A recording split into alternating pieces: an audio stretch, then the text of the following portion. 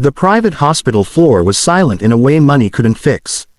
Thick carpets muted footsteps, and the walls gleamed with polished marble, but none of it softened the sound of the heart monitor beside Elena Hale's bed. Beep, beep, beep. Each sound felt like a countdown. Richard Hale stood at the foot of the bed, his tailored suit wrinkled for the first time in years. He had built an empire from nothing, negotiated billion-dollar deals without blinking, but now his hands shook as he watched his daughter sleep. Elena's skin was pale, almost translucent, dark lashes resting against her cheeks. She looked too small for the battle raging inside her chest. The doctors entered quietly, their expressions carefully neutral. Richard knew that look. He had seen it on the faces of men about to deliver bad news they couldn't escape. "We've run every test," the lead cardiologist said, folding his hands. "The condition is extremely rare. Her heart muscle is deteriorating rapidly." Richard straightened. "Then we operate. We fly in specialists. I'll fund whatever research you need." The doctor hesitated. That pause shattered Richard more than the words that followed. "There is no procedure," the doctor said gently. "No transplant available in time. At best, we can make her comfortable." Elena stirred, her eyes fluttering open. "Dad," she whispered. Richard rushed to her side, forcing a smile he didn't feel. "I'm here, sweetheart." "How long?" she asked softly. Children weren't supposed to ask that question. Not like this. The room seemed to shrink. Machines hummed. Time slowed. The doctor cleared his throat. 3 days, he said. "We're so sorry." Richard's world collapsed without a sound. He pressed his forehead to Elena's hand, tears slipping free despite years of control. For the first time in his life, money meant nothing.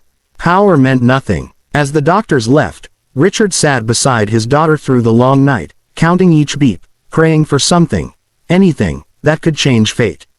Outside the hospital window, city lights flickered like distant stars. None of them knew that somewhere below, on the cold sidewalk, a barefoot street kid was looking up, listening. The night air smelled of rain and exhaust as Noah curled beneath a broken bus shelter across from the hospital. The glass above him was cracked like a spiderweb, but it kept most of the wind out. To everyone else, the hospital was just another tall building glowing in the dark. To Noah, it sounded alive. He pressed 2 fingers against his neck, then against the cold concrete. Rhythms traveled through the ground, cars, footsteps, distant music, but one beat stood out. It was uneven, struggling, calling. Noah lifted his head and stared at the hospital windows. Somewhere high above, a heart was fighting to stay in time. He had learned to listen years ago, back when his mother was still alive. She used to place his ear against her chest when he couldn't sleep. "Every heart has a song," she would say. "If you listen hard enough, you'll know when it needs help." After she was gone, Noah kept listening, because listening was the only thing that ever made sense.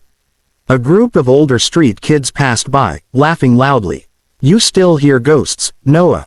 one of them mocked. He didn't answer. His eyes never left the glowing window where the broken rhythm pulsed like a trapped bird. Around midnight, rain began to fall. Noah stood, barefoot on wet pavement, and felt the beat grow weaker. His chest tightened. This wasn't something he could ignore, not tonight. He crossed the street and slipped into the hospital through an automatic door left ajar by a nurse stepping out for air. Inside, the smell of antiseptic burned his nose. The floors were too clean, too quiet. Every step echoed like a mistake. Noah followed the sound. Up the stairs, past warning signs, until it led him to a single door. Inside lay a small girl surrounded by machines, her heartbeat flickering like a candle in wind. "She's running out of time," Noah whispered to himself. He didn't know her name. He didn't know why her heart sounded trapped instead of broken. All he knew was that if he walked away, the rhythm would stop, and he would hear it forever. So Noah reached for the door handle, heart pounding, and made the only choice he ever could. He stepped inside. Noah barely had time to step inside before a sharp voice cut through the room. "Hey, what are you doing here?" A nurse rushed forward, followed by 2 security guards. Noah froze beside the bed, his thin shoulders tense, rainwater still dripping from his hair onto the spotless floor.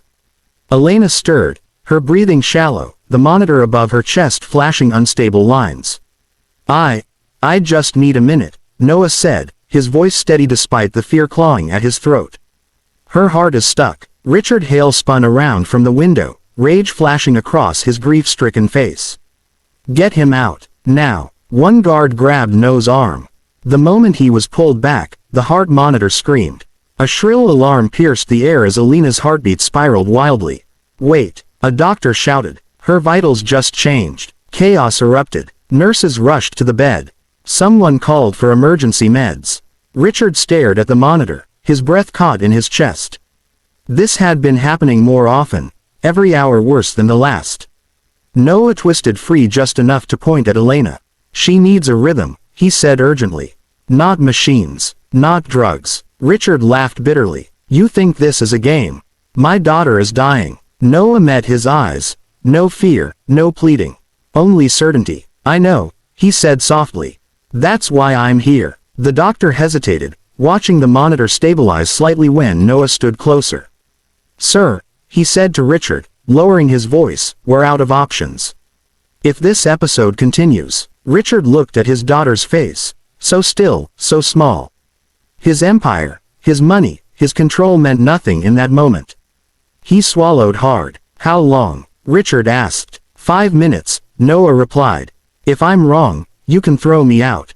Silence filled the room. Then Richard nodded once. 5 minutes. Noah stepped forward, placing 2 fingers lightly over Alina's heart. He closed his eyes and listened, not with ears, but with something deeper.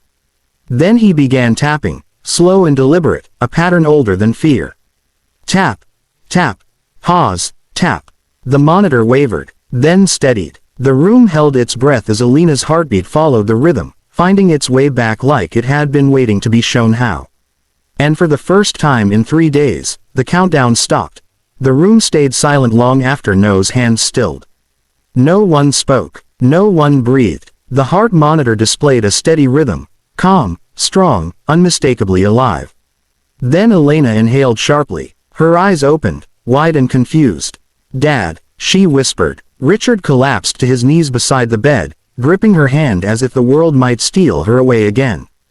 Cheers poured freely now. No boardrooms, no cameras, no pride left to hide behind. I'm here, he choked. I'm right here. Doctors rushed forward, checking vitals, scanning monitors, whispering words like impossible and unprecedented. The blockage that had resisted every treatment was easing. Her oxygen levels improved. Her heartbeat, once fading, now held steady as if it had remembered its purpose. And Noah. No one noticed when he stepped back. The guards were distracted. The nurses were crying. Richard's world had narrowed to the sound of his daughter's breathing. Noah slipped quietly out of the room, down the stairs, and into the early morning light. By the time anyone thought to look for him, he was gone, just another shadow returning to the city streets. Days passed, then weeks. Elena recovered faster than any doctor could explain. Case studies were written. Medical journals argued theories. None of them mentioned the barefoot boy. Richard, changed forever, kept his promise to a world he now saw clearly. He sold one of his companies and used the money to build free cardiac clinics in forgotten neighborhoods. Each building carried a simple symbol near the door, a small heart with a rhythm line beneath it. Elena insisted on visiting one. As she stood in the doorway, listening to the sounds of laughter, footsteps, and living hearts, she smiled. For a moment, she thought she heard it, a gentle tapping, steady and familiar. Some miracles ask for money. The greatest ones ask only that someone listens. And somewhere in the city, a street kid did just that.